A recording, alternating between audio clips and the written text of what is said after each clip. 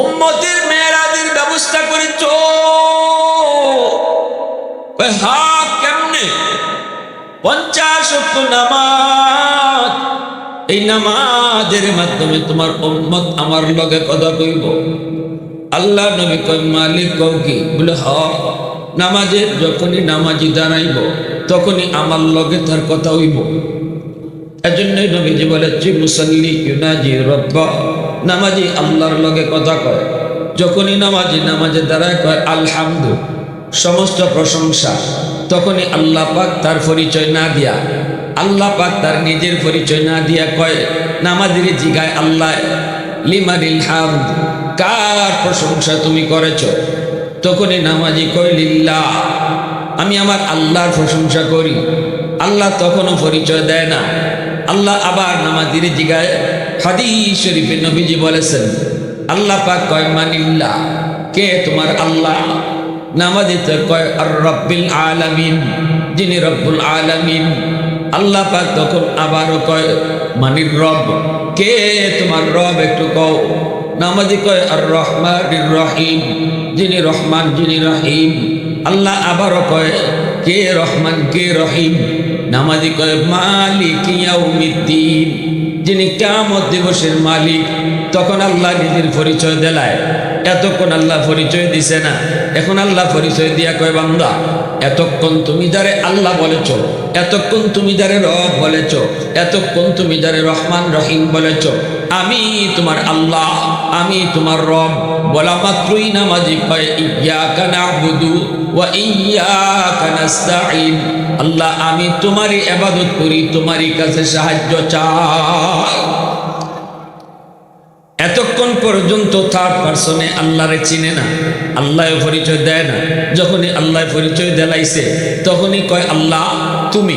এতক্ষণ আসিল তিনি তিনি তিনি তিনি তিনি তিনি আমার রব, তিনি আমার আল্লাহ। যখনই আল্লাহ কয় আমি তো কয় তুমি, তোমার ইবাদত করি, তোমার কাছে সাহায্য চাই। এজন্যই নামাজে আল্লাহরে সাথে কথা কয়। এবং হাদিস শরীফে রাসূল কইছেন নামাজি যখন সেজদায় যায় তখন একেবারে আল্লাহর কাছাকাছি চলে যায়। মুসা নবী একদিন আল্লাহরে জিজ্ঞেস করে তুর পাহাড়ে, মুসা নবীর একটা উপাধি ছিল কালিমুল্লাহ, আল্লাহর সাথে যিনি জমিনে বৈশা 4000 বারের উপরে কথা কইছেন মুসা নবী। এই মুসা নবী একদিন আল্লাহরে জিজ্ঞেস করে রব্বি তুকাল্লিমু মাই হাল তুকাল্লিমু আহাদান গায়রি, আল্লাহ আমার লগে তুমি দেবাই মাতো, এই বাইকে আর কারো লগে মাতবা? মুসা নবী জিগাইতেছে আল্লাহরে। আল্লাহ কয় মুসা তোমার লগে আমি কথা কই, মাঝখানে কিন্তু পর্দা আছে, বাইনি ওয়া বাইনাকা হিজাব, কিন্তু অদূর ভবিষ্যতে একদল উম্মত জমিনে আইব, এদের লগে আমি আল্লাহ কথা কইব, মাঝখানে কোনো পর্দা থাকতো না। লাইসা বাইনি ওয়া বাইনাহুম হিজাব। এবার মুসা নবী কয় মালিক এরা কোন উম্মত? আল্লাহ পাক কয় উম্মতে মুহাম্মদ, এরা আমার বন্ধু মুহাম্মদুর রাসূলুল্লাহর উম্মত। মুসা নবী কয় মালিক আমি তো তুর পাহাড়ে আইয়া তোমার লগে কথা কই, এরা কোন ফারগা কথা কইব? আল্লাহ কয় এরা কোন ফার পর্বত যাইতো না, নামাজে দাঁড়াইলে আমি তার সাজদার জায়গা হাজির হয়ে যাইমু। এরা কোন পাহাড় পর্বত গিয়ে কথা কইতো না, নামাজে খারাইলেই আমার লগে মাতবো, আর মাতবো কিতা আমি তার সাজদার জায়গা দিয়ে হাজির হয়ে যাই। তাইলে নামাজে দাঁড়ায় কার লগে মাতে? জোরে হোকা, আরো জোরে। এখন মুসা নবী কয় ও মালিক অত দামি উম্মত নিয়েরা আমার লগে মাতো, অথচ পর্দা আছে, আর হেরার লগে মাতবা এখনো পর্দা ছাড়া, আল্লাহ এই উম্মত তুমি আমার দিলাও। আল্লাহ কয় ইটা হইতো না, এই উম্মত হইলে আমার দুস্তর উম্মত। সুবহানাল্লাহ। তে মুসা নবী কয় আল্লাহ তাইলে আমারে নবী বানানোর দরকার নাই, আমারে ওই নবীর তোমার দোস্তের উম্মত বানিয়ে দাও। সুবহানাল্লাহ। আরো জোরে বলো। আল্লাহ এখন ইতো হইতো না, তুমি বউ আগে আইছো, আর আমার দোস্তের উম্মত আরো পরে। সুবহানাল্লাহ।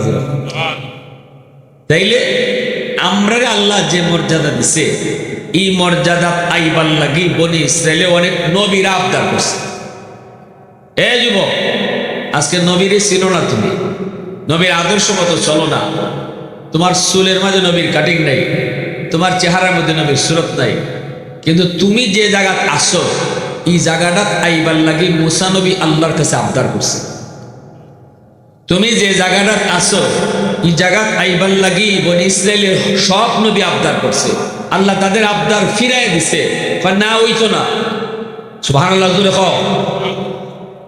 তাহলে কি জাত দামি আল্লাহ বানাইছে, এই উম্মতের মর্যাদা কত বাড়াইছে। তাফসীরে কিতাবে একটা ঘটনা লিখছে, যে শুনে আরো অবাক লাগছে আমার কাছে। মুসা আলাইহিস সালাম তুর পাহাড়ে গিয়ে আল্লাহর লগে কথা কইতা জুতা খুললিয়া, কিতা খুললিয়া, ফাখলা নালাই ইন্নাকা বিল ওয়াদিল মুকদ্দাসি তুয়া। মুসা জুতা খুলো, এটা পবিত্র পাহাড়, মুসার জুতা খুললে আল্লাহর লগে গে মাত্তা। অথচ তুর পাহাড় জান্নাত না, তুর পাহাড় কোনো জান্নাত না, একটা জায়গা, একটা পাহাড়। এখানে মুসা নবী জুতা খুললে গে আল্লাহর লগে মাত্র। কিন্তু আমার আপনার নবীর একজন সাহাবী হযরত বেলাল হাবশী রাদিয়াল্লাহু তাআলা আনহু, নবীজি মেরাজের রজনীতে জান্নাত দেখতে গেছেন, আর নবী কইন আমি জান্নাত আটি আর দেখি বেলাল আমার সামনে সামনে আটে। আমি বেলালের জুতার আওয়াজ পাইছি জান্নাত। এবার আসেন হাদিসের সাথে আমরা যদি ব্যাখ্যা করি তাহলে কি বুঝি?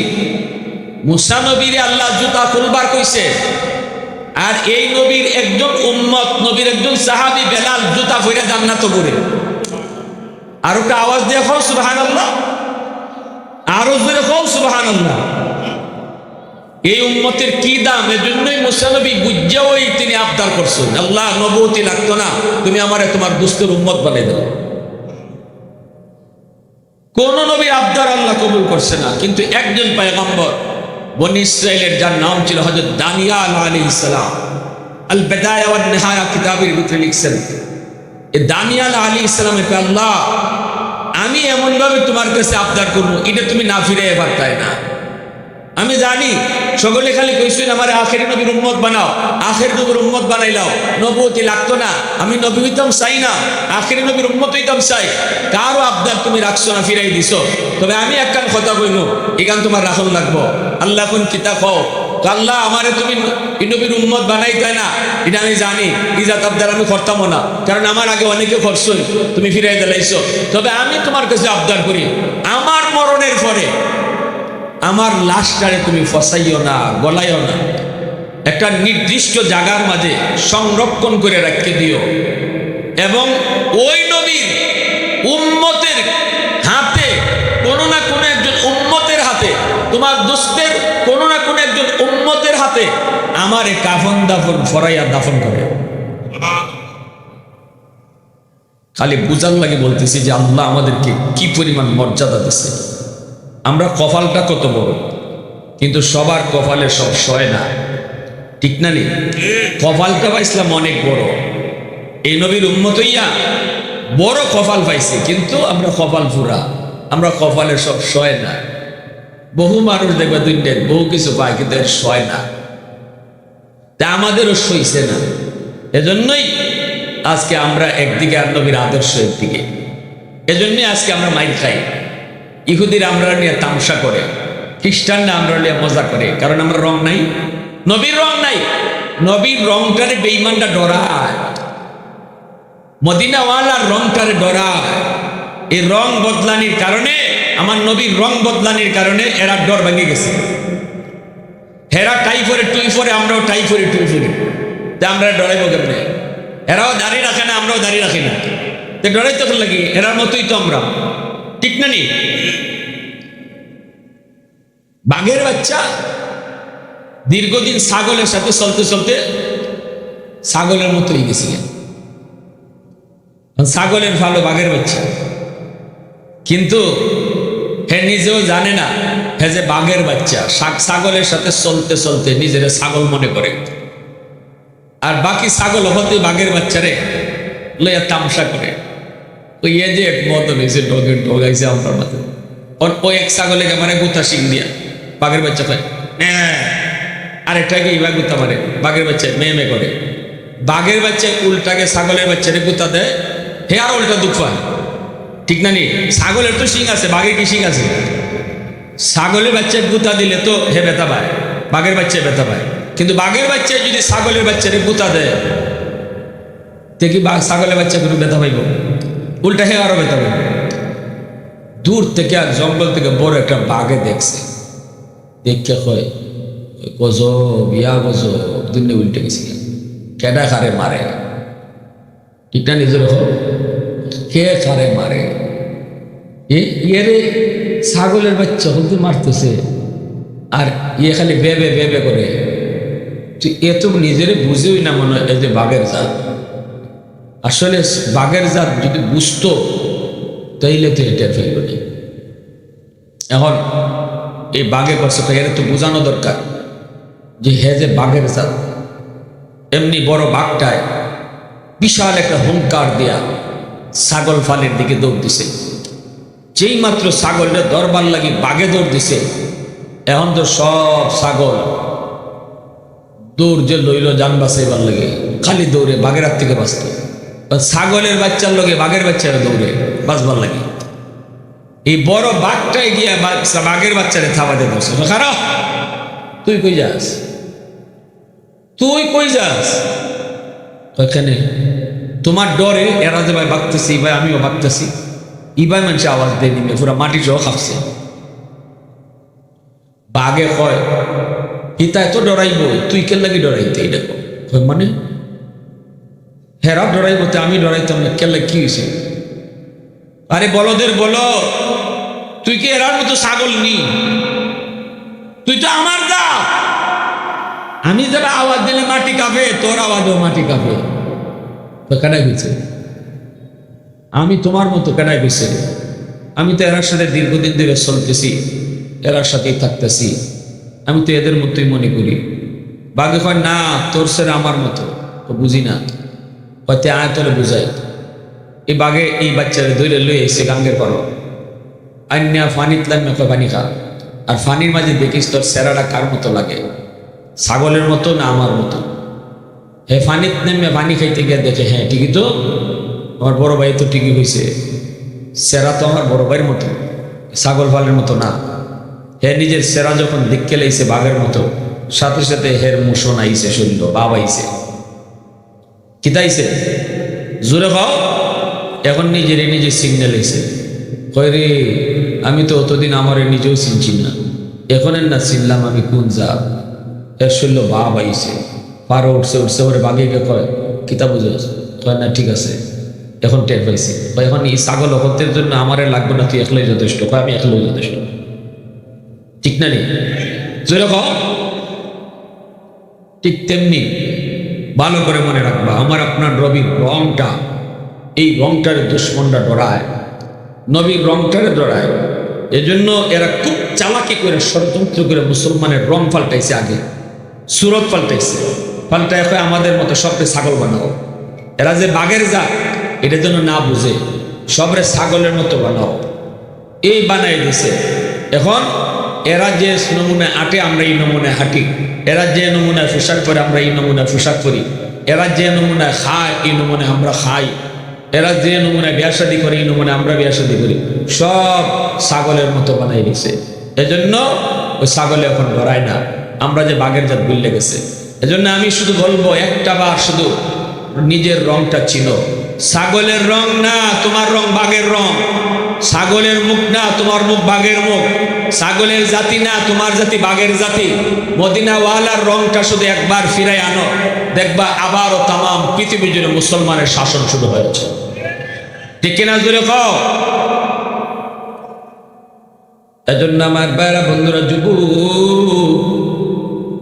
আল্লাহ পাক রব্বুল আলামিন কয় দোস্ত নেও 50 ওয়াক্ত নামাজ দিলাম, এই নামাজটা হলো তোমার উম্মতের জন্য মেরাজ। এই যে নবীজি 50 ওয়াক্ত নামাজ লইয়া বড় খুশি হইয়া তিনি চলে আসতেছেন, কিন্তু আল্লাহ পাকের মন মানে না। বন্ধু বন্ধুরে যতক্ষণ কাছে পায় ততই দেখতে মন চায়, বন্ধু যতক্ষণ কাছে থাকে ততই ভালো লাগে, কিন্তু বন্ধু তো উম্মতের জন্য নামাজ পায়া খুশির ছুটে চলে যায়।